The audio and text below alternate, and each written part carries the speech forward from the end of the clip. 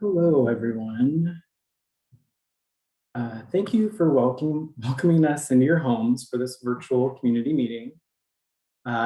This is a new format for the Planning Division, and we're happy to see all of you in this space as we continue to seek public input remotely. Just want to let you know that we are going to be recording this meeting, and it will be posted on our informational website.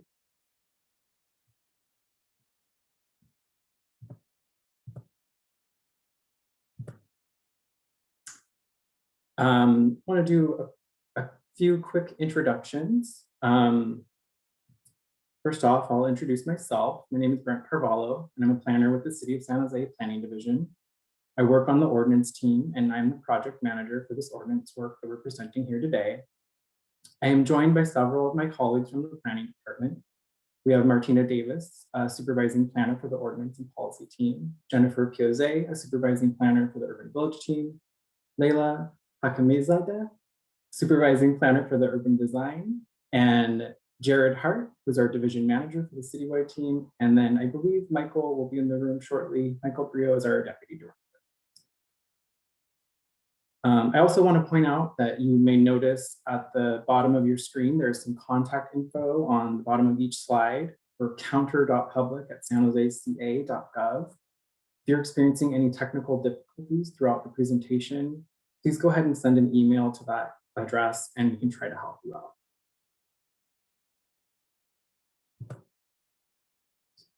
So for today's agenda, we've already gone over our introductions, and next I'm going to provide an overview of the work that we are presenting, including the projected timeline for the ordinance to be approved.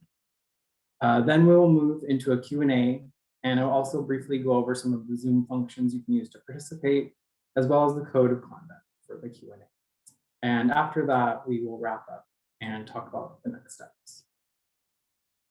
As a reminder, the intent of this community meeting is to inform property owners, residents, and other interested parties about the proposed ordinance, to answer questions and receive public comments, and staff will take notes on the discussion and respond to questions and comments. This is a community meeting. It is not a public hearing.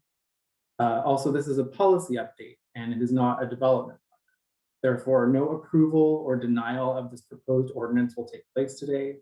Eventually, this ordinance will be heard at both the Planning Commission and City Council, and I will talk about the timeline later in the presentation. So let's start with our project overview. Through this proposed ordinance, we're looking to create 6 zoning districts, which will correlate with existing general plan land use designations that currently lack conforming zoning districts. I'll go into more detail regarding each of these zoning districts during the presentation, but these are the names of the 6 districts. We have urban village commercial, urban village, mixed use neighborhood, mixed use commercial, urban residential, and transit residential. In addition to creating new zoning districts, this ordinance will include minor text edits to improve consistency, as well as adding or clarifying definitions in the zoning. Next, I wanted to go over a few of the things that we will not be including in this project or as part of this ordinance update. Firstly, we are not proposing changes to the parking requirements at this time. There is actually a separate comprehensive effort to update our parking. Next, this ordinance update does not have anything to do with opportunity housing. That is a policy recommendation which came out of the general plan for your task review, task force, and City Council hasn't voted on it yet or given staff direction on the work. Also, we will not be rezoning any properties as part of this scope of work. A separate team of planners will be working on the effort to rezone properties, and that work is slated to begin later this year. We will also not be making changes to the pedestrian-oriented zoning district, commonly referred to as the Almrock form-based code. And finally, just to make sure we're very clear, there is no development project proposed as part of this ordinance. There are no areas being considered for additional growth. The Envision San Jose 2040 general plan, which included extensive community outreach, has already determined where future growth areas will be developed. The objective of this work is to create rules for what that future development will look like.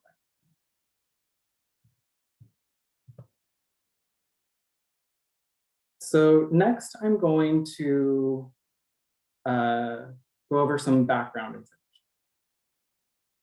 There are two main reasons why the planning department has taken on this work. The first reason came from the mayor. In his June budget message for fiscal year 2018 to 2019, Mayor Liccardo identified a comprehensive update of the zoning ordinance in order to align the general plan as a key action item for facilitating housing development.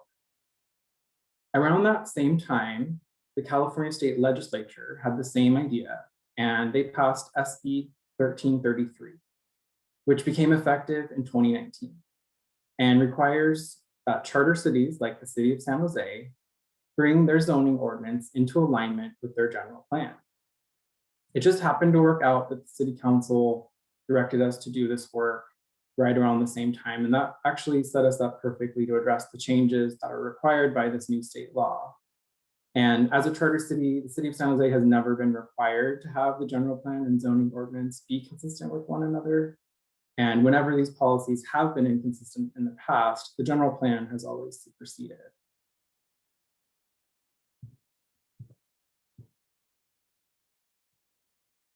Next, I want to talk broadly about the approach for aligning the general plan and the zoning ordinance and how we've divided the work into multiple phases. Phase 1A was approved by City Council in June of 2019, and that included updates to existing zoning districts to better align them with the general plan. That work really was including updates to permitting requirements for various uses across zoning districts, and in addition to revising, adding, or deleting text throughout the code to reflect more modern development standards and definitions. Phase 1B, create new zoning districts to implement high-density residential, mixed-use, and urban village general plan land use designations. This refers to the current proposed ordinance that we're presenting here today. After these zoning districts have been created, all of the mixed use and high density general plan land use designations will have conforming districts, making it possible for these properties to be brought into alignment as part of phase 2 work. And as I mentioned, the phase 2 work is to rezone properties to conform with the general plan land use designations, and that will happen later this year.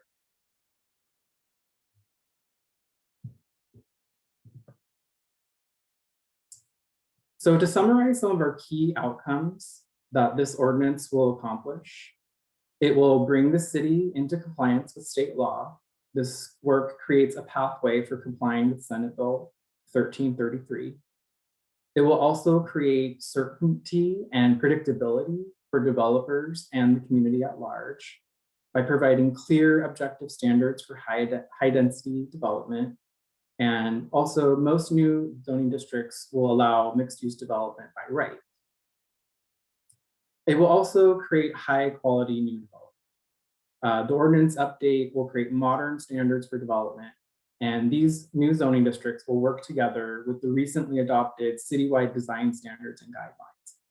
A lot of important design-related information and regulations can be found in that document, but it will apply to development across all of these zoning districts.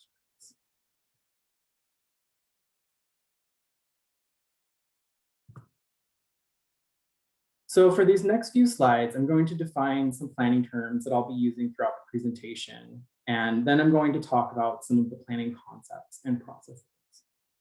So first off, we have mixed use, which is defined as the combination of commercial and residential uses located on the same property as part of a unified development. Mixed use development consists of commercial and residential uses integrated either vertically in the same structure or group of structures, or horizontally on the same development site, where parking, open spaces, and other development features are shared. Next, we have 100% commercial. This reflects development which is purely commercial in nature. This can be a multi-tenant or single-tenant commercial building. For example, offices with a ground floor, publicly accessible gym. And then we have 100% residential. This refers to development which is purely residential in nature. For example, residential units with a private gym or other amenity on the ground floor, which is only accessible to those residents of that development.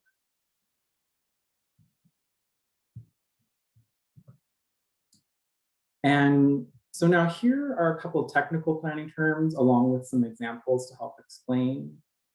The first definition is floor area ratio, or FAR, which is the ratio of a building's total floor area to the size of the piece of land on which it's built.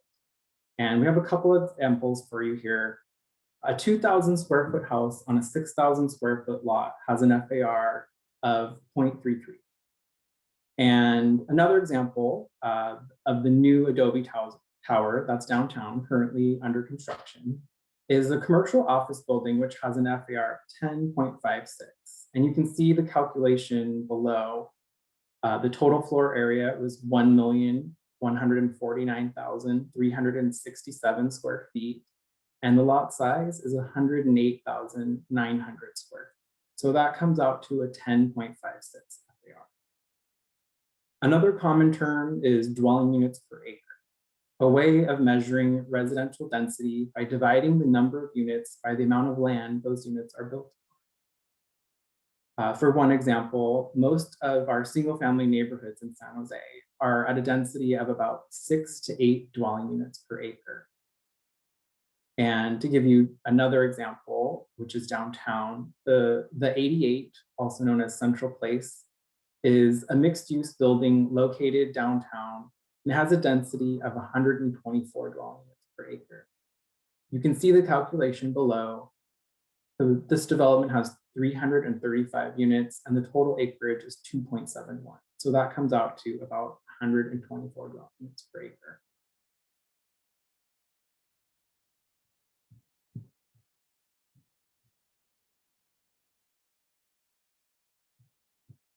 So next, I'd like to take some time to explain how some of our development policies work together. First, we have the general plan, which serves as the constitution for development in our community, and it sets the stage for how, when, and where development can occur. And it provides general guidance regarding how the zoning ordinance should regulate development. The general plan includes a land use map and planned growth area map, which lays out where most growth will occur throughout the city. While the urban village and mixed-use land use designations already exist in the general plan, currently there are no urban village and mixed-use zoning districts which provide development standards to allow the scale of development that the general plan allows. And that's really the reason for the work we're talking about here today. We are creating zoning districts in order for them to align with the general plan. It's also important to note that just because these zoning districts don't exist today, it doesn't mean that development won't or can't occur in these areas. Development could still go through the planned development permit, and I'll talk a little bit about a couple of examples of that later on. Also, I just wanted to give you a couple of examples of general plan land use designations that do have conforming districts. We can look to some of our industrial areas. Heavy industrial or light industrial land. Each of these land use designations have zoning districts which provide standards for how those uses can operate and be developed in our community. They provide setbacks and other controls to mitigate any nuisances they might have or might have impacts on their neighboring uses. And then when we look at our urban villages, the general plan also includes a major strategy for future growth, which involves creating urban village plans. The urban village plans are related to specific areas of the city and further refine how development should occur in order to achieve walkable, bicycle-friendly, and transit-oriented neighborhoods with a mix of commercial and residential uses. And then next we have the zoning ordinance, also referred to as Title 20 of the municipal code, which implements the general plan by setting the specific standards for development on each property. Every parcel in the city of San Jose is assigned a zoning district, and that zoning district provides controls on the form and placement of buildings on individual parcels. Some examples of those controls are building height, setbacks, and private open space requirements. And then finally, we have the citywide design standards and guidelines, which were just adopted by City Council on February 24th.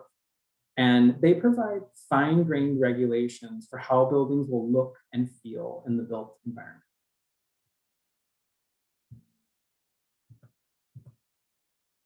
So on this slide, I want to talk a little bit about private and common open spaces. This is a great example of how the development policy hierarchy works in practice in our collective policies. So if we look at the general plan, chapter 4 of the general plan provides guidance for public open space and recreation, but it also includes references to private and common open spaces with general direction on the way that accessibility to those spaces must be available for residential units.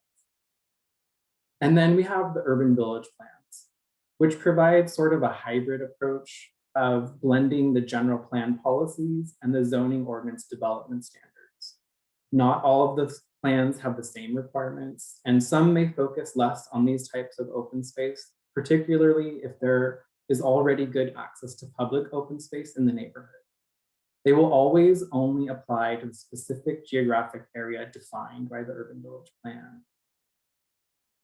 And then when we take a look at the new urban village and mixed use zoning districts, which provide specific requirements for private and common open space.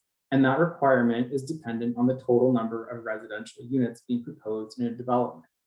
So for example, a 100% residential development requires 40 square feet of private open space per unit and 75 square feet of common open space per unit. A mixed use development requires 30 square feet of private open space per unit and 50 square feet of common open space per unit. And then finally, the citywide design standards and guidelines provide standards on the design, placement, and orientation of the private and common open spaces in relation to the overall development.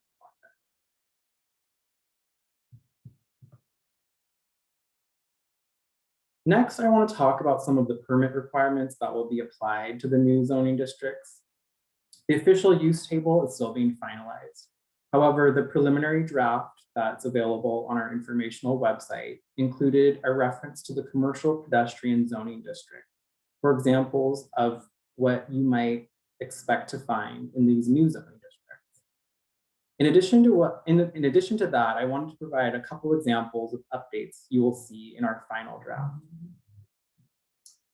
So historically, mixed-use development in commercial zones has required a conditional use permit, which is approved by the Planning Commission. And mixed-use development in residential zones requires a special use permit, which is approved through a director's. And mixed-use development in our new zoning districts, excluding urban village commercial, which will not allow that, will require a site development permit, which is approved through a director's. These will still require public noticing and also a public hearing. However, I did want to mention that some recent state laws, which are meant to streamline housing production, allow projects to move forward without a public hearing or noticing if they meet certain criteria for affordable housing and if it's consistent with what is allowed by the general.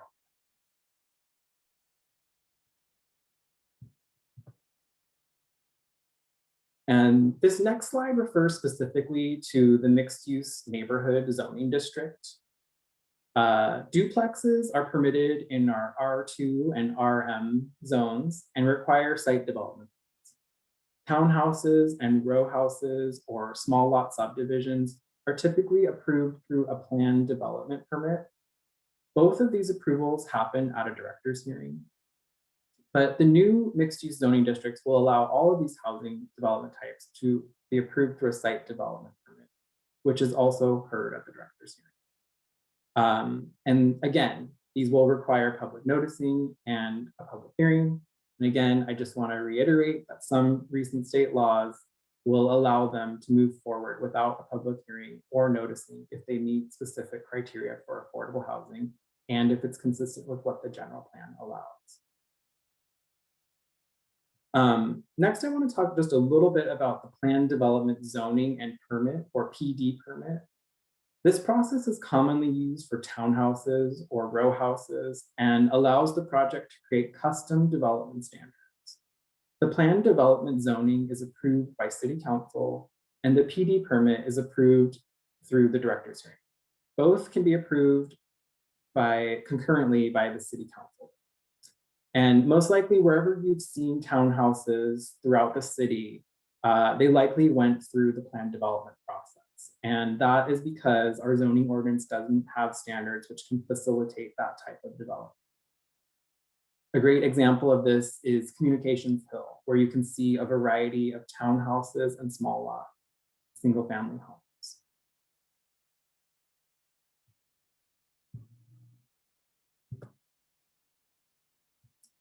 Okay, so I've mentioned the term urban villages and talked about how it's a major strategy for growth, but you may still be wondering what exactly an urban village is. Urban villages shown in this map with dark blue outlines represent urban village planning areas. These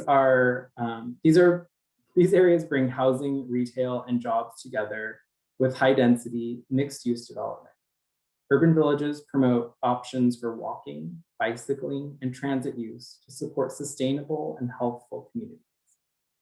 There are a total of 61 urban villages located throughout the city. Currently, 12 of the urban village plans have been approved. And you can see those on the map colored in green. And there are 2 urban village plans which are currently in the planning process. Those are colored in orange on the map. And they are the Berryessa Bart and the North First Street urban villages. Now, over time, our urban villages will accommodate 64,000 new housing units and 116,000 jobs throughout the city. And the urban village concept really brings together core objectives of the city's strategies for health, sustainability, greenhouse gas reductions, and economic development. And this ordinance work will help create zoning districts, which will facilitate growth both in and outside of urban villages by providing regulations for higher density development.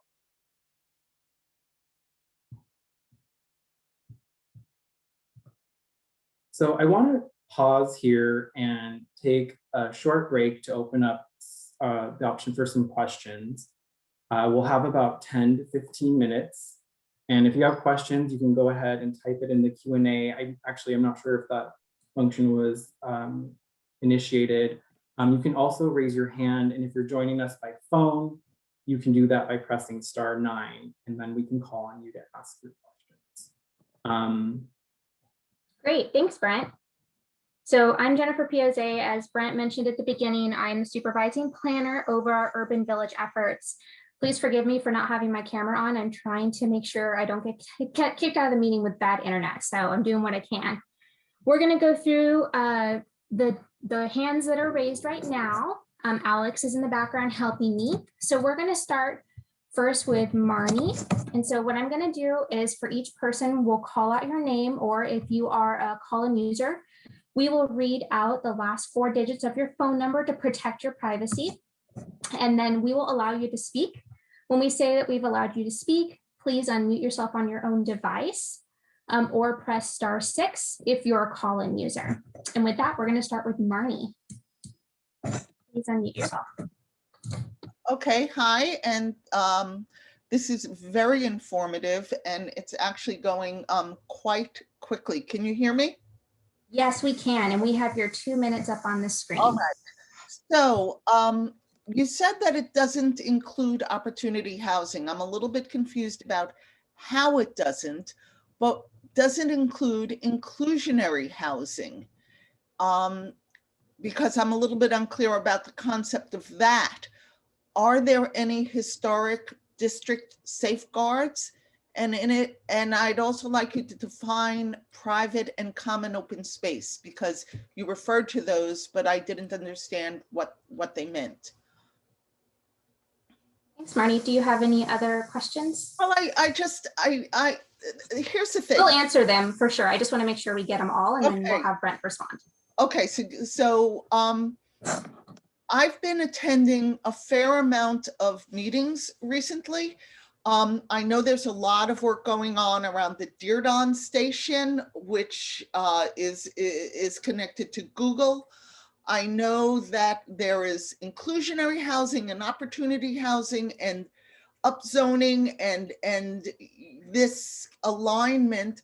And I want to know if there's a place where everything is in conformity with everything else. Is there an overall plan? And how do we find out about that? I mean, there are just so many little bits and pieces here and there and the other place. And it seems like there are a lot of changes being made and no way to really track them. I think that's my question. Perfect. Thank you so much. Okay, and thank you, Marnie. That is a lot of questions. I'm going to try to address some of them, and then I'm going to probably also ask either Martina or Jared to answer some more specific questions, particularly related to opportunity housing and inclusionary housing. So I'll quickly kind of define private open space and common open space. And you're right, thank you for pointing that out, that we did not clarify that earlier on. Private open space really just refers to space that is available to the residents of a specific unit. So that would be in the form of a balcony, a small backyard, or anything like that. But it's meant to be used by only the occupants of that residential unit. And then common open space is sort of the more broad open space of a development. So it could be a courtyard, a paseo, something like that, that is internal to a site, but it's open to all of the residents of the development. So like I said, Jared or Martina, if you'd like to kind of answer her questions about opportunity housing and inclusionary housing. I think she also asked about historic protections too. This is Michael. Oops. Sorry, sounds like Jimi Hendrix. And go ahead. Sorry, so she also asked the question about, is there one document where all of this lives? And there is. It's called the general plan. So the Envision San Jose general plan is the overarching policy document that provides sort of the policy framework for how the city will grow and change over time. And that is the document that is the overarching document where all of this work we're talking about is attempting to implement that general plan document. So I would refer to that general plan document, which is on our website. It's called Envision San Jose 2040.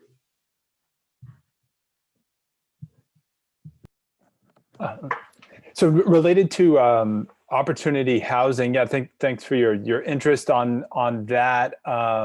So that, as Brent mentioned in the presentation, so that that policy framework is outside of the scope of this work in terms of it's basically unrelated to the new mixed-use zoning districts that are the topic of today's meeting. I mean, they kind of all they're different components in a larger kind of effort, certainly to facilitate housing and tackle the housing crisis.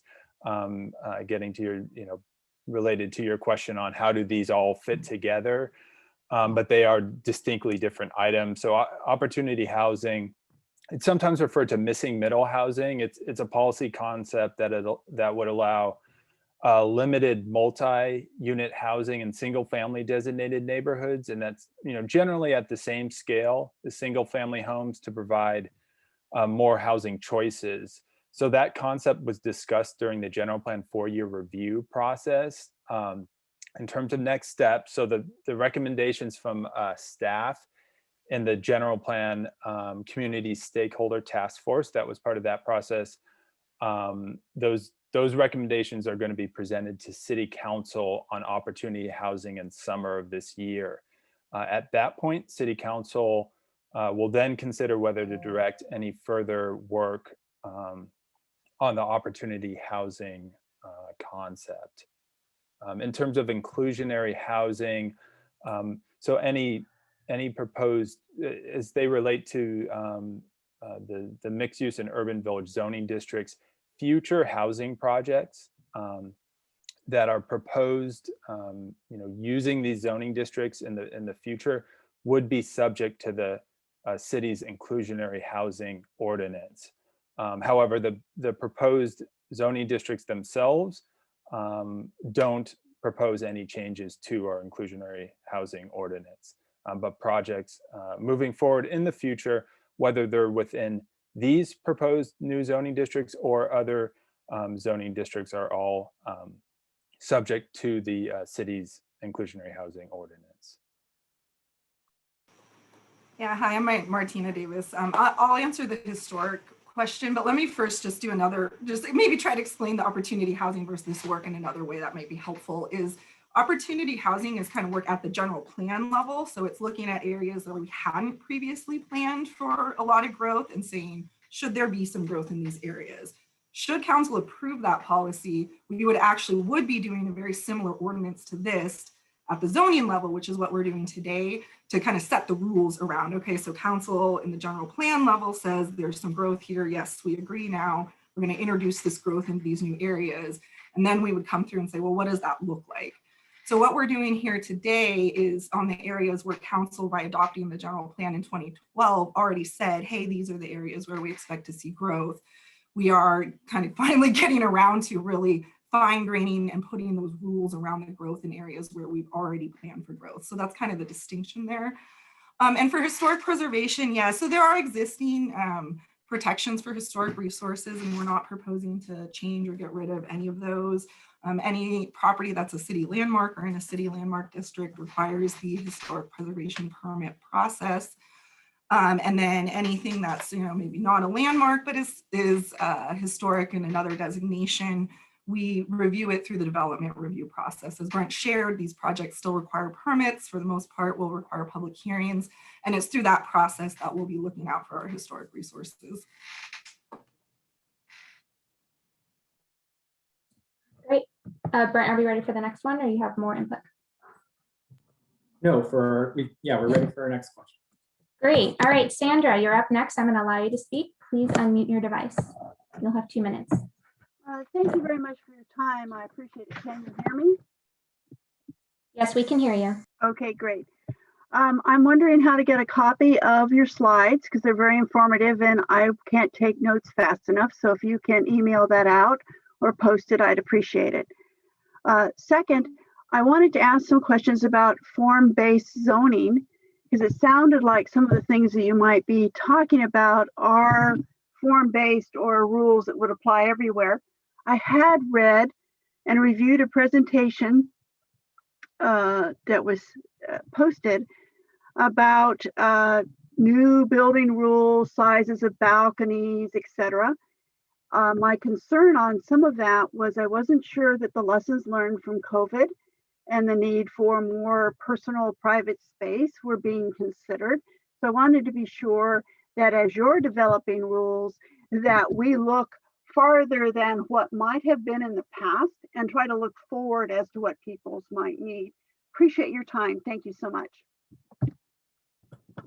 Yeah, thank you for your questions, Sandra. I appreciate that. So yes, we will make these slides available. They will live on the informational website, so you can look out for them on our website. And I think that's a great comment with regards to the private open space and common open space. We'll definitely take that comment from you. So thank you, appreciate that. Yeah, and we can move on to our next question. Bob Levy, please unmute your device. Hi, this is Bob Levy, and a number of questions on the open space. First, you have these guidelines, the amount of open space to be required in residential only and mixed use. Are these going to be guidelines or ordinances? And then the question, another follow-up to that is, do they vary based on the percentage of dwelling units per commercial?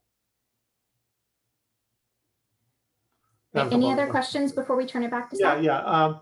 How does this impact the PDO-PIO fees as far as the parkland, the open space dedications required? And then finally, on the privately owned public open spaces, are they going to be deed restricted? Say, 100-year deed restrictions so that they stay as open space? And then I also assume that things that are getting moved to director level hearing, they'll be appealable to the Planning Commission. Is that correct as well? Okay, good, thank you. Thank you. Okay, again, that was a lot of questions. I will try to answer all of them. So first off, yes, moving to a director's hearing, those decisions are appealable to the Planning Commission as far as I know. And I'm sorry, I did not have your questions written down fast enough, but Prompt you, Brent, if you like. well, so I was going to say, so the citywide design standards and guideline, that's not an ordinance, that is an official policy document though that will govern development similar to the way that the ordinance does.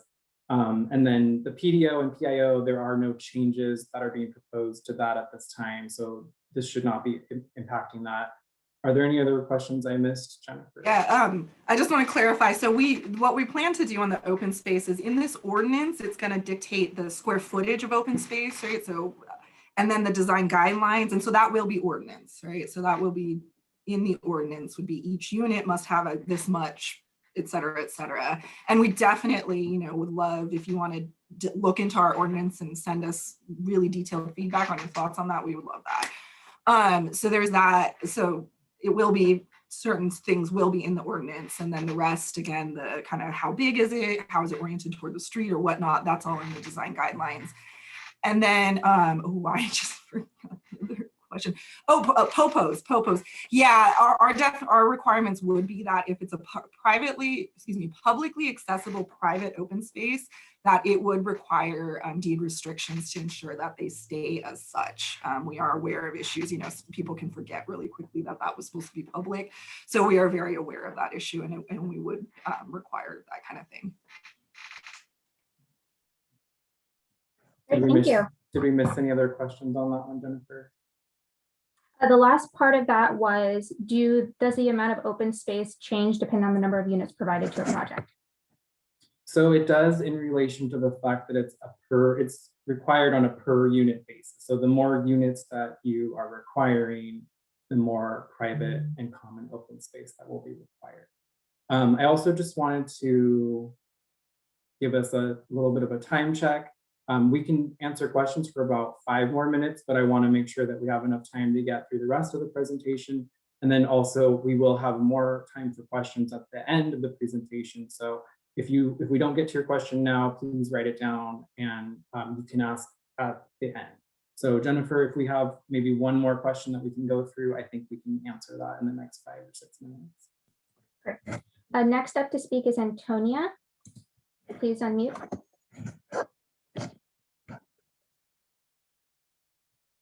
Hi, Please thank ask you your very question. much. Yes, I do.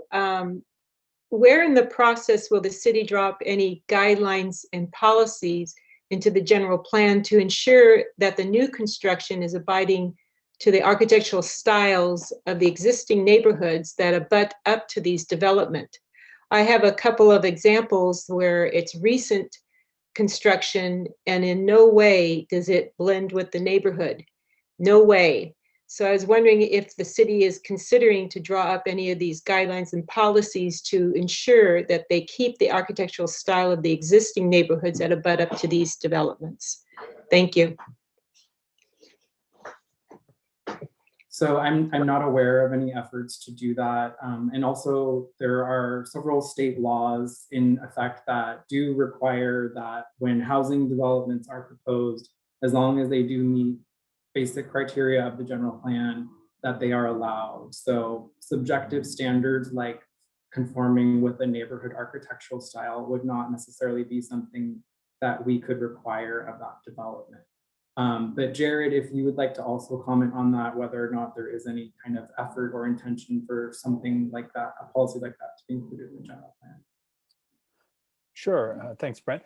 Yeah, in terms of at the general plan level, we're not working on any specific kind of additional policy work related to architectural style in relation to adjacent neighborhoods. However, that's not to say there's currently policies in there on compatibility and architectural design, where I think that where this is more better addressed is, for example, in our recent, the council last week adopted the new citywide design standards and guidelines, which address these types of issues. Additionally, as part of our urban village plans and that planning process, that's something we really try to address during the community outreach process as we develop our urban village plans. So if the community, if they find it important that the architectural styles or neighborhood compatibility is of importance to those residents, we try to include policies in those plans that would address those concerns.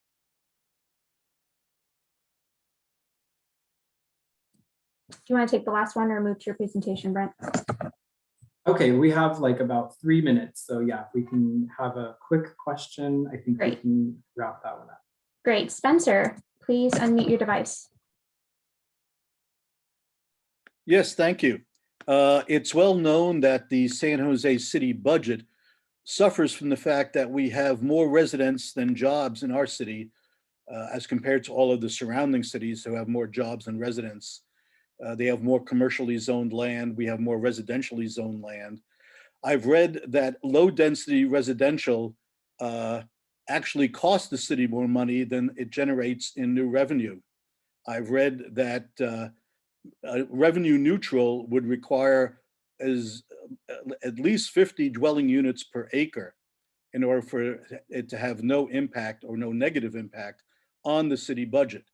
So I'm wondering, do we have a city standard for the developments you're talking about of a minimum number of dwelling units per acre so as to not negatively impact our city budget, which is already highly stressed? Thank you for that question, Spencer. And instead of answering that specific question right now, I think that's actually a great transition into the second half of the presentation, because I'm going to go over each individual proposed zoning district. And with that, I will be explaining what the minimum and maximum dwelling units per acre requirements are. So thank you for that question, and just hold on a little bit longer, and I'm going to try to answer it in actually a lot more detail than I could in 1 or 2 minutes. So with that, I think it's a great, like I said, point to transition. Let me go ahead and switch our screen share.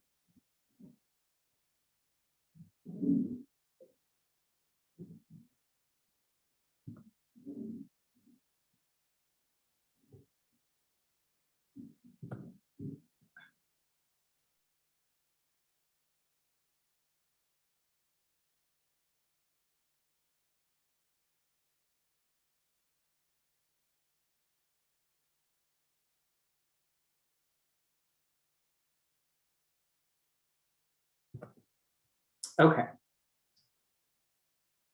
So next, we're going to provide some specific details about each of our new zoning districts, and I'm going to give some examples of what development there might look like and where you can expect to find them.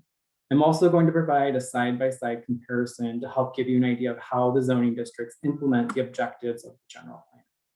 But before we do that, I wanted to explain this map a little bit. And in this map here, we are bringing together all of the general plan land use designations, along with the urban village growth areas, the general plan land use designations, which conform with our new zoning districts, and the urban village growth areas, so that you can get a bigger picture of how they all look in relation to the rest of the city. Again, the general plan land use designations are meant to provide direction on how and where various land uses may occur. And this map is meant to highlight where existing high density commercial and residential and or mixed use general plan land use designations are. And once we've officially created our new zoning districts, they will eventually conform to the general plan land use designations that you see here. I also wanted to note that we have map tools on our website, and if you're interested in getting a closer look and seeing specific characteristics of your neighborhood, I will mention some of those links later in the presentation. So first, we're going to start talking about the Urban Village Commercial Zoning District, which will implement the Urban Village Commercial Land Use Designation and will only exist inside Urban Village growth. Development under this designation should adopt an urban and pedestrian-oriented form and provide minimal parking and automobile circulation adjacent to the street. As you can see, the general plan doesn't permit residential development in these areas, and that control has been carried over into the zoning code. No mixed use or residential development of any kind is permitted in this zoning district. You can also see that the FAR is consistent with what is permitted in the general plan. There are no changes there. And for the building height, because these zoning districts will only be allowed in urban village growth areas, it is through the urban village planning process that the appropriate building heights will be determined. If a project were to be proposed in a designated urban village before an urban village plan was completed, then the maximum height would default to 120 feet. This default number of 120 feet comes from the existing code language and is what is already allowed for urban village growth areas. So that's not just a made up number. And now you're probably wondering where you can expect to see this type of development. And on our next slide, I have a map to help give you an idea. And again, just before I start, to quickly note, we've prepared a map for each zoning district, and these maps will give you a snapshot of where these general plan land use designations exist. And we have some links at the end if you want to see it at a greater scale that's maybe easier to define your neighborhood. You can even enter in your address if you really want to get close. But so here we have the urban village commercial general plan land use designation. And you can see it's primarily located in the western portion of San Jose. And these areas represent some of our approved urban villages, and that includes Stevens Creek, Winchester, West San Carlos, Valley Fair Santana Row, South Bascom, and the Alameda.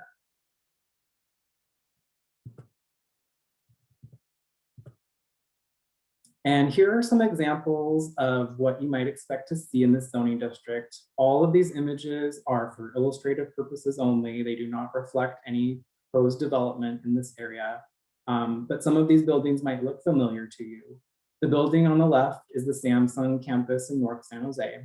It is a large building, but in relation to the whole site, it has a lot of open space, and it's also very open and accessible to the public. I believe it even has a publicly accessible coffee shop.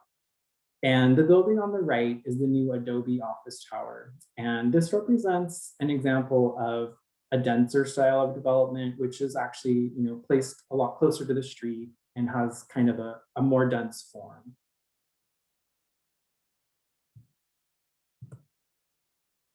So next up, we have the urban village zone, which will implement the urban village general plan land use designation. And again, this zoning district will only be applied to properties which are located in urban village growth areas. As you can see, this district is pretty flexible in what can be built here. It could be mixed use, 100% residential, or 100% commercial development. And we have listed some examples of things like hospitals or schools, which are also possible. The density or dwelling units per acre is set to a maximum of 250 dwelling units per acre.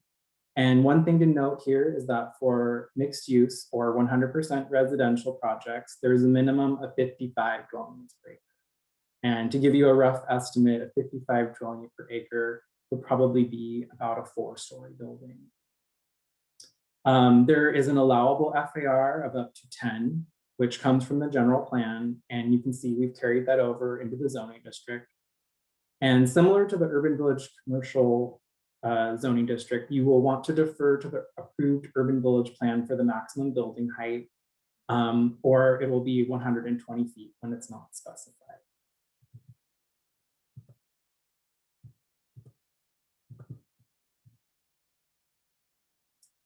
And now to give you an idea of where these land uses already exist, here are the urban village land uses which correlate with our urban village growth areas. A couple of caveats that I wanted to mention as part of the urban village land use designation, as some of these designations were applied to areas that did not go through the traditional urban village planning process. So first we have Rincon, which is right here. You can see my cursor. It's a former specific plan that was absorbed into the current general plan as an urban village, and that's why it's designated urban village. However, it didn't go through an urban village planning process. The land use designations were updated when it was integrated into the general plan. Next, you will see here, as I mentioned, the Berryessa Bart Urban Village Plan is currently in process. This was designated as urban village land use, and that reflects it being included in part of Horizon 1. And at the time, Horizon 1 villages were all designated as urban village. And like I said, this urban village plan is currently in the late stage of development and will be heading to council later this year. So eventually you'll see a variety of other land use designations applied here. Next up, we have the Blossom Hill Road Hitachi Urban Village, which is located in South San Jose. And this is an area that was already developed. And because of its density and the way that it was built out, it was designated urban village after the fact. And then finally, I wanted to mention the Alum Rock Urban Village, which is right here. This is home to the pedestrian-oriented zoning or form-based zoning, which went through an extensive outreach process before the zoning districts were formally applied to this area. And the development standards for this segment of Alum Rock were adopted into the code around the same time as the adoption of the general.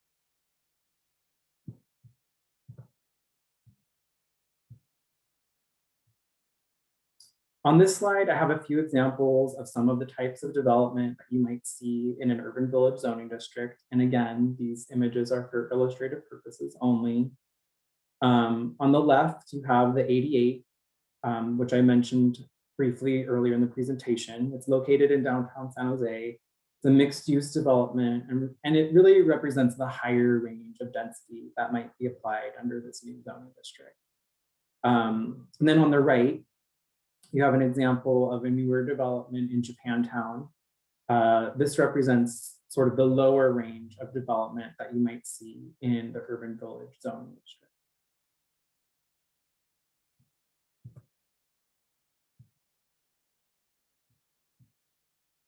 So next up, we have the transit residential zoning district, which will implement the transit residential general plan land use designation. And this zoning district will be applied both inside and outside of urban village areas.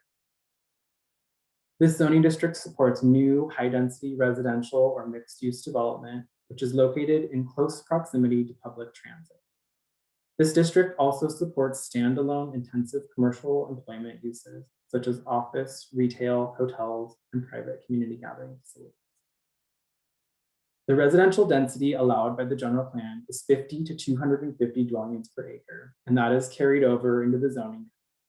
And additionally, for mixed use development, there is a minimum for 50 dwelling units per acre. The FAR set by the general plan is in the range of 2 to 12, and that same standard is reflected in the zoning district. The maximum building height in this district is 200 feet, and that correlates with the 5 to 25 stories, which are allowed by the general.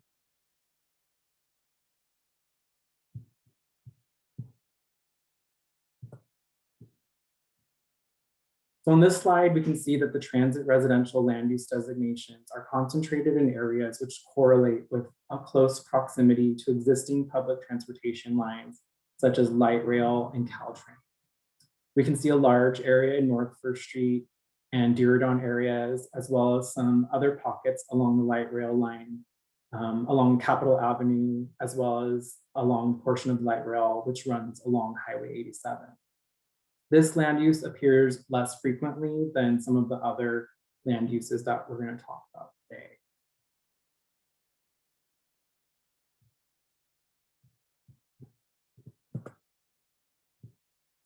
And here we have some examples of what development might look like in the transit residential zoning district. The image on the left is a 7 to 8 story development with residential units over some ground floor commercial space. Again, development at this scale in this zoning district could be mixed use, 100% residential, or 100% commercial. The image on the right might look familiar. This is One South Market in downtown San Jose, and it's a dense mixed use development with residential units over some ground floor commercial spaces. And this development actually is very similar to what transit residential will look like because it has really good access to public transit, including one of our future BART stations.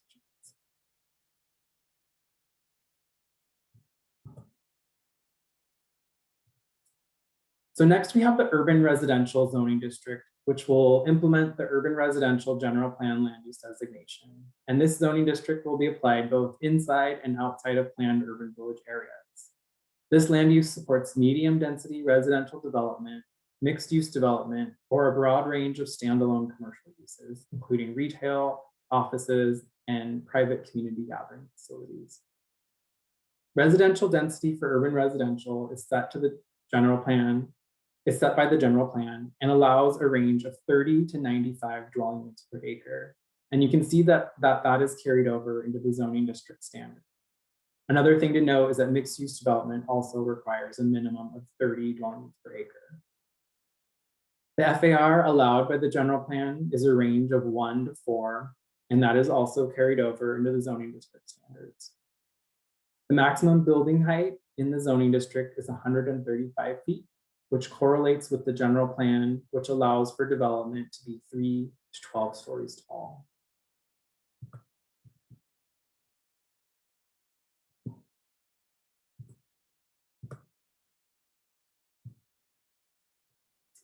And here is a map of the distribution of where the urban residential land use designation is applied. As you can see, this land use designation is more spread out through the city than our transit residential.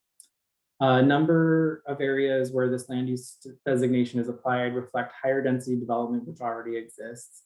So for example, these two clusters here in North San Jose correlate with some apartments that really are unlikely to be redeveloped for more density. And then you can also see in West San Jose, this land use is applied in several of our approved urban village areas.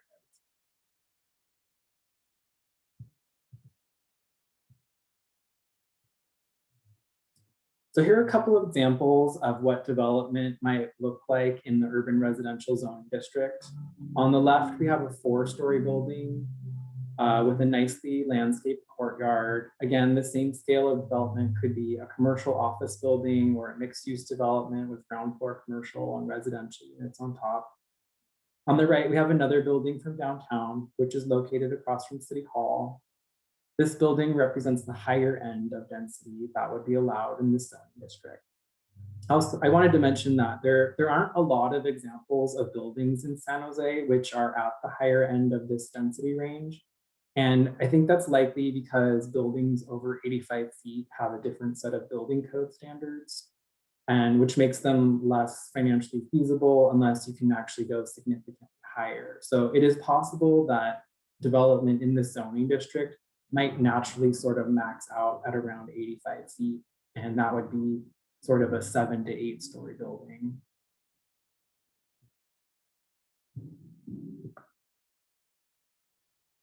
So next up, we have mixed use commercial, which will implement and correlate with the mixed use commercial general plan land use designation. This zoning district will be applied both inside and outside of urban villages. Mixed use commercial supports a mix of commercial and residential uses. Appropriate commercial uses include neighborhood retail and mid-rise office. Residential development in this district is only allowed in a mixed use format. 100% residential development would not be permitted here. The general plan allows up to 50 dwelling units per acre in a mixed use format, and that control has been carried over into the zoning district. The FAR from the general plan dictates that 100% commercial development may have an FAR between 0.25 and 4.5, and mixed use development has a slightly higher minimum with the allowable range for FAR between 0.5 and 4.5.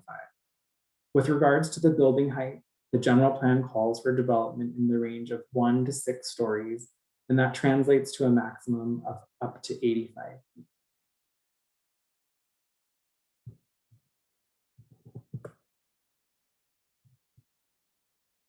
So next we have our map of mixed use commercial land use designations. You can see this is a little more spread out across the city, and it correlates with some of our existing commercial areas, which are slated for infill or new development. For example, 13th Street is right here, and West San Carlos Street are two streets which already have a lot of commercial activity And in the future, you might see more infill development in these areas.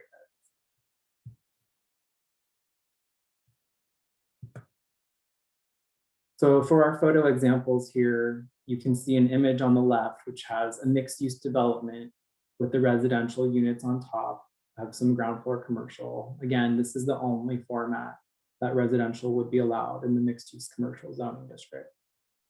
On the right, we see an example of an office building, which could be a multi-tenant or possibly a single tenant office for commercial business. And on the ground floor, there's space for retail shops. And this is a good example of what we would consider 100% commercial, even if the ground floor tenants are different from the offices above.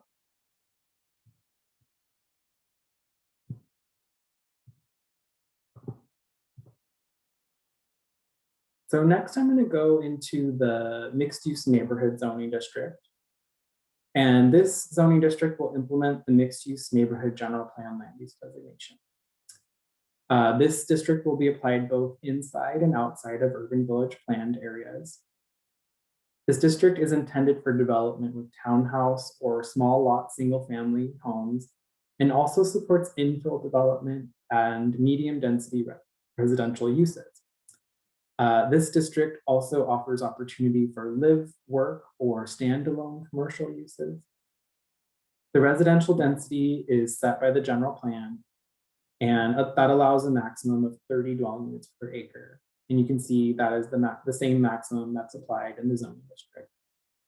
The FAR, again, is set by the general plan and allows development between 0.25 and 2, and that's reflected in the zoning district standards as well. The height for development, as described in the general plan, allows up to 3.5 stories, and that translates to roughly 45-foot maximum. We have a lot of variety of housing product types in this zoning district. And on the next slide, I have some more nuanced details about how FAR and building height might change based on the size of the lot and the housing product type that's being proposed. So because the housing types are so varied, and they're also likely to be on smaller lots, which are likely to be closer to existing residential neighborhoods, we're proposing different FARs and building heights in order to allow flexibility and to right size the development so that it fits into the neighborhood that it's being developed in. So first off, there are 2 pathways for proposing development in mixed use neighborhoods. Projects will either follow conventional standards or alternate standards. And conventional standards are applicable to development where all lots have frontage on and direct access to a public street, and where all buildings provide a setback to a property line. The alternate standards are applicable to small lot development characterized by access to lots provided off of courts, driveways, and private streets, and or with buildings without setbacks to property lines. So for example, under the conventional standards, lots up to 3,000 square feet are permitted to have a maximum FAR of 0.6. And lots which are between 3,000 and 6,000 square feet will have a maximum FAR of 0.5. And lots which are over 6,000 square feet will have a maximum of 0.45, maximum FAR of 0.45. Under the alternate standards, a maximum FAR of 2 is allowed across the entire development site. We have also included maximum allowable building heights, which are based on the housing product type that's being proposed for the site. For example, a single family home or a duplex will have a maximum height of 35 feet. A townhouse or row house will have a maximum building height of 40 feet. And a multifamily development will have a maximum of 45 feet. In addition, we've included private open space requirements based on housing product type. And detached single family homes will require a minimum of 400 square feet per unit. Duplexes and townhomes or row houses will require 300 square feet per unit. And multifamily and mixed use development will require 60 square feet per unit. And we're also proposing a minimum width of 15 feet for this private open space.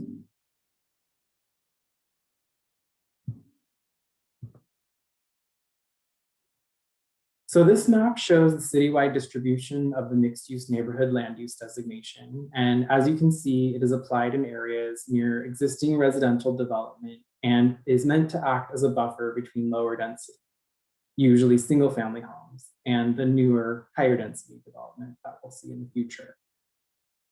One thing to note is that this zoning district is largely, this general plan land use designation is largely applied to areas which already have one of the allowed housing types, either small lot single family homes, duplexes, townhomes, or multifamily developments.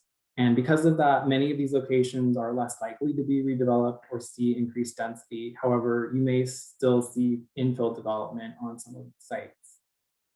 In District 5, I'll give you a couple of examples. In District 5, you can see a cluster of mixed-use neighborhood over here.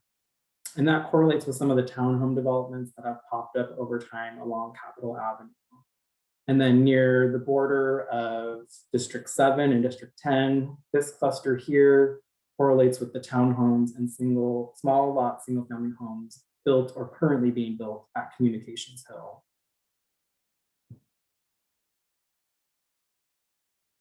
So here are a couple examples of development that you might see in the mixed-use neighborhood zoning district. On the left, we have some really nice looking townhomes located in the Evergreen neighborhood. And on the right, we have an example of small lot single family homes in Nagby Park. Both of these development types are permitted in this district, and they represent examples of what would follow the alternate standard.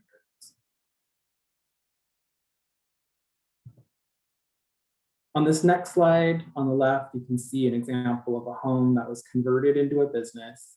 And this might be something that you see in the mixed-use neighborhood zoning district as a standalone commercial use, which is a permitted use. And then on the right, you can see a duplex or possibly a small apartment building, which is located on the outskirts of the Japantown neighborhood.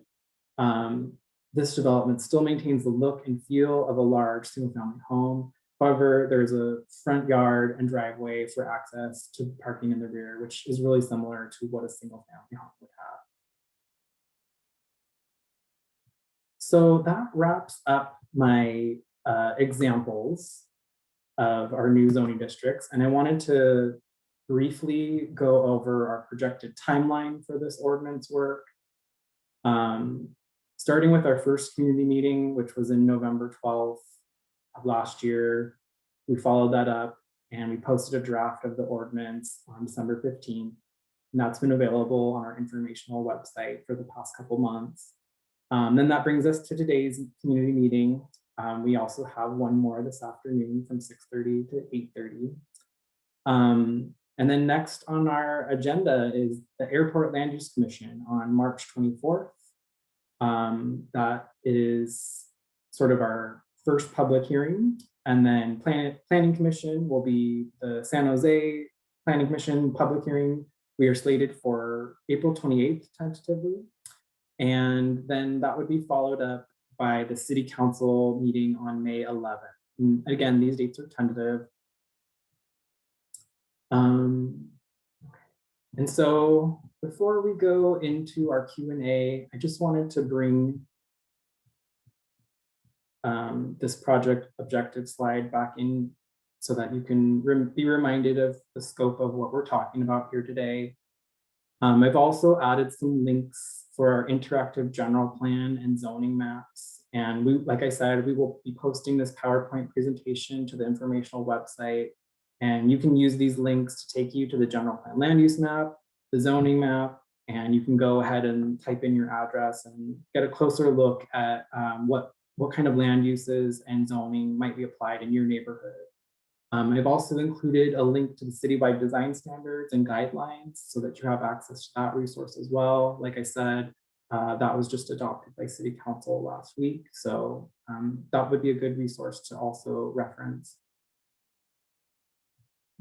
And again, before we jump into our public comments, I just wanted to go over quickly some of the Zoom functions.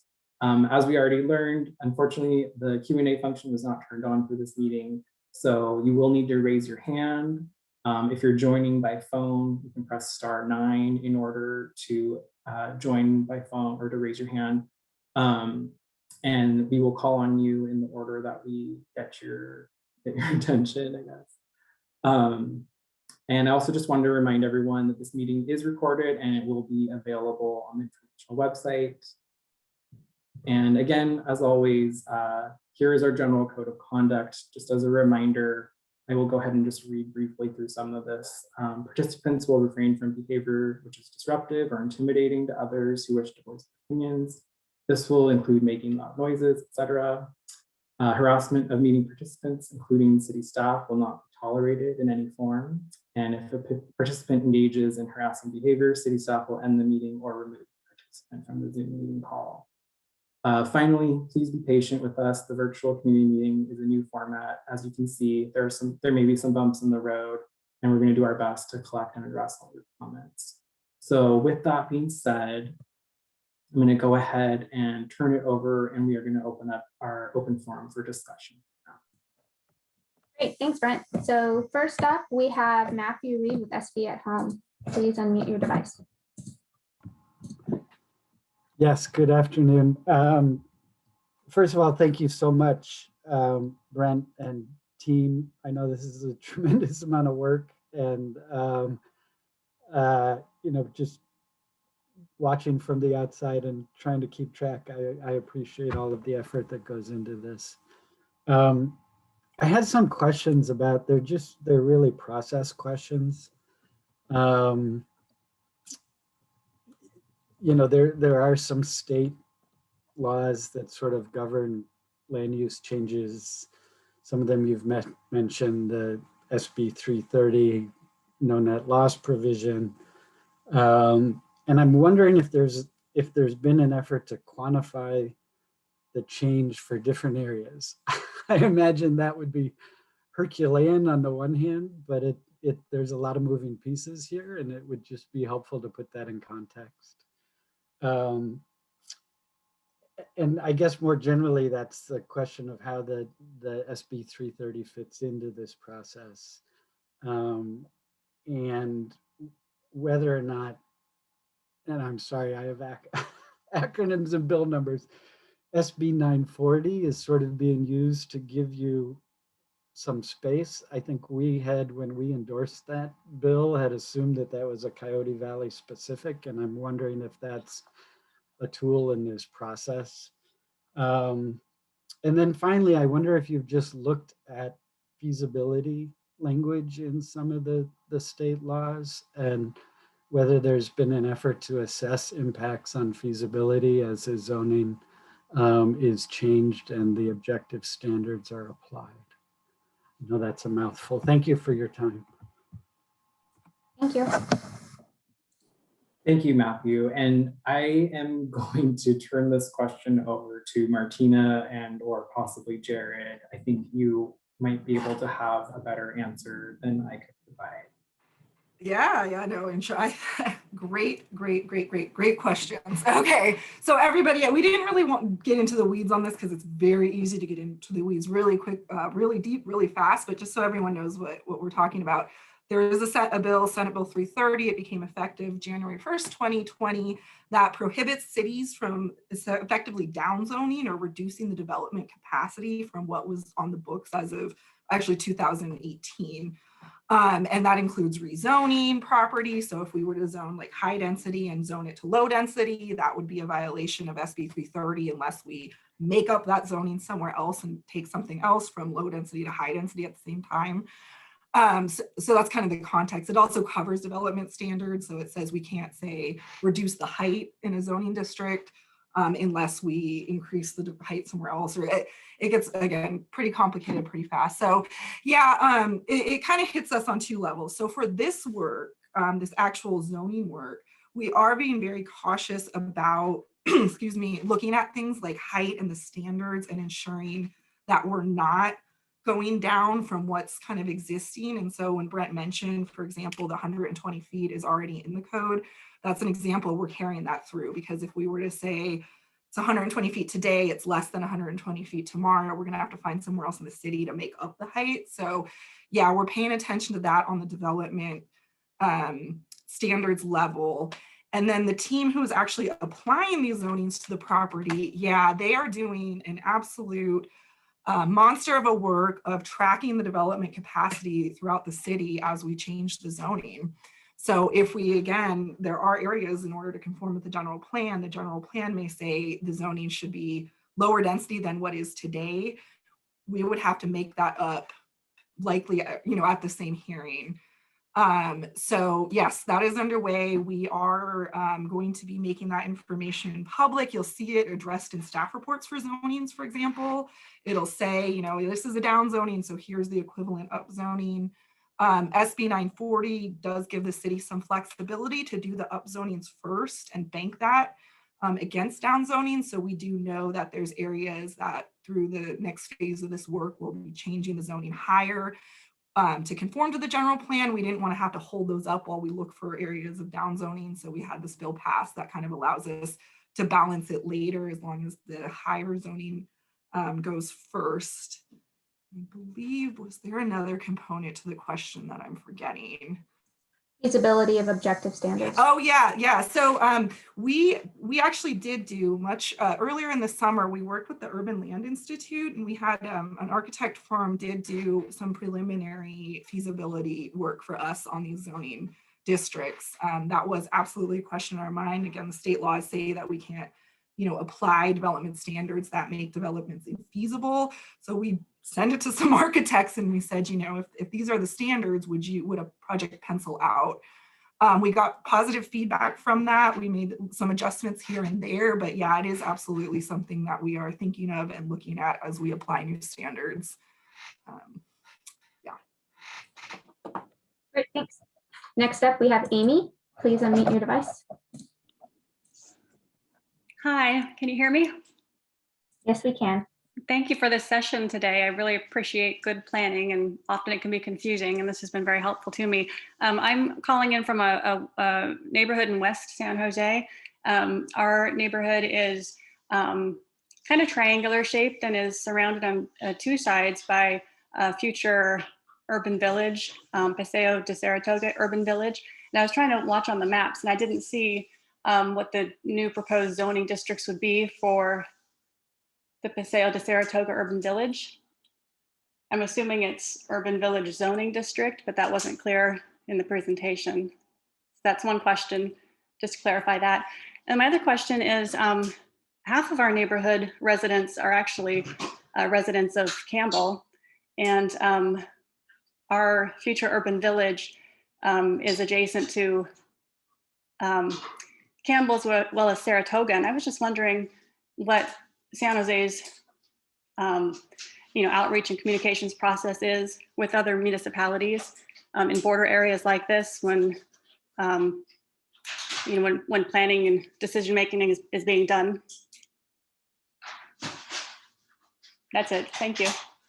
Yeah.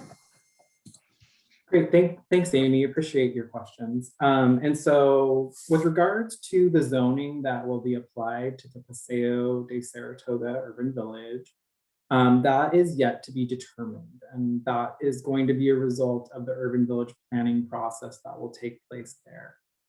It could be a variety of land uses and then new conforming zoning districts, which would then be applied there. It's highly likely that right now it has a general plan land use designation of NCC, or neighborhood community commercial. And that correlates with our commercial pedestrian and commercial neighborhood and commercial general, I believe, also zoning districts. So right now that site uses or allows commercial activity primarily. New residential projects would potentially be allowed to move forward there through, I believe, the signature project policy. So that is, I hope that answers your question. There, until that planning process is in place, there won't be any of the new zoning districts applied in that area. And then as far as outreach goes, I think maybe someone else can help answer this question too, but my understanding is that the noticing is based on a radius around the project. So it doesn't really matter if people live in the city of San Jose or not. It just goes like kind of a where the crow flies distance around the development. And so people in other cities could actually be included in that outreach process. But can someone help clarify that answer too, just to make sure I'm not giving out false information? Sure. So if and when the city pursues the planning of the Paseo de Saratoga Urban Village planning area, we would be partnering with representatives from the city of Saratoga and Campbell. We did this similarly when we planned like the Stevens Creek or Santana Row Valley Fair urban villages. Santa Clara was our partner there, as well as Cupertino. And so we reach out, they sit on a group that's called our Technical Advisory Committee, similar to the Valley Transportation Authority. Whenever they have assets running through our villages, we make sure to include them in our outreach. We have specific meetings with those stakeholders to make sure they're informed. And then like Brent said, our outreach policy requires a noticing. We typically do 1,000 feet for our urban villages from the outside boundary of our village. And we send out these mailed notices, we post on websites, send things out through the council offices, etc. We try to get out the word as far as possible.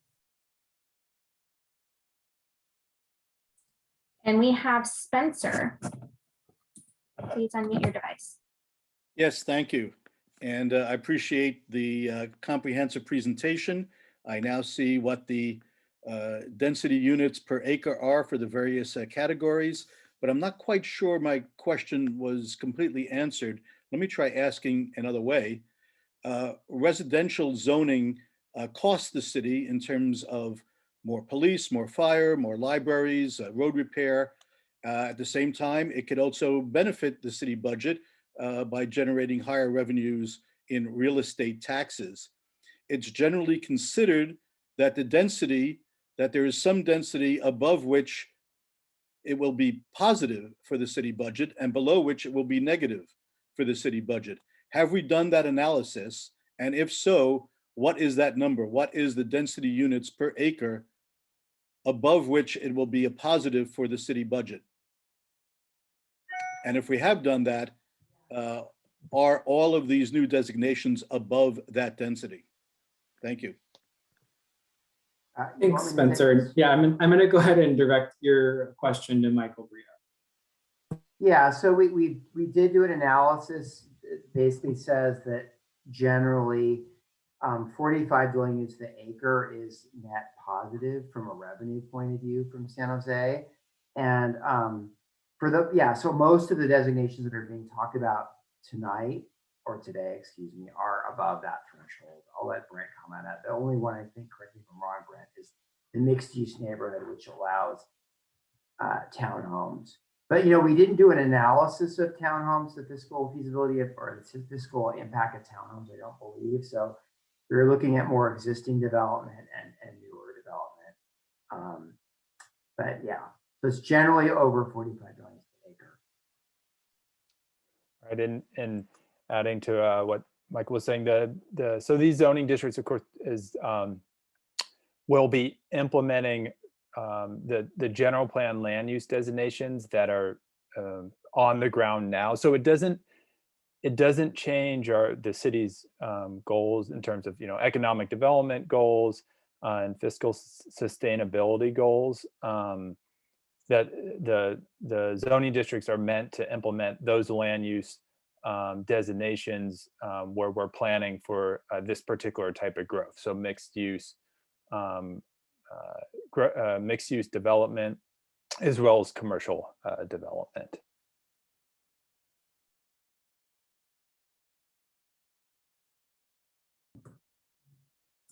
Okay, and so it is just about 2:30, and so I do want to respect everyone's time. I know some of my colleagues do have other meetings they need to get to as well.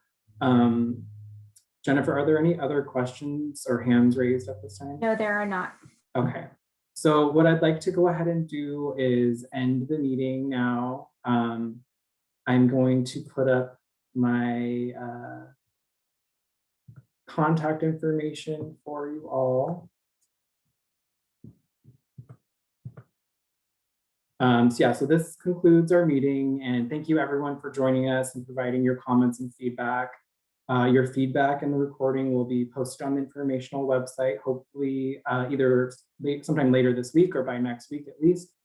If you do have additional questions or comments, you're more than welcome to follow up with me directly by email at brent.carvalho@sanjoseca.gov or by phone at 408-535-6862. And when exiting this meeting, you will be prompted to fill out a survey. The survey will automatically open if you don't close your internet browser. The survey will help us improve our virtual meetings in the future. So please go ahead and answer that. But again, I just wanted to say, I appreciate you taking your time for joining us today, and thank you for participating in our meeting. Everyone stay healthy and have a great day. And let me just add one thing I don't think we said. So our meeting tonight is the exact same presentation. So don't feel like you need to come to both unless you want to listen to this again. We would love to have you, but it is going to be the same thing. We just wanted to offer different options for time for people. Yes, thank you, Martina. That's true. All right, well, thank you, everyone.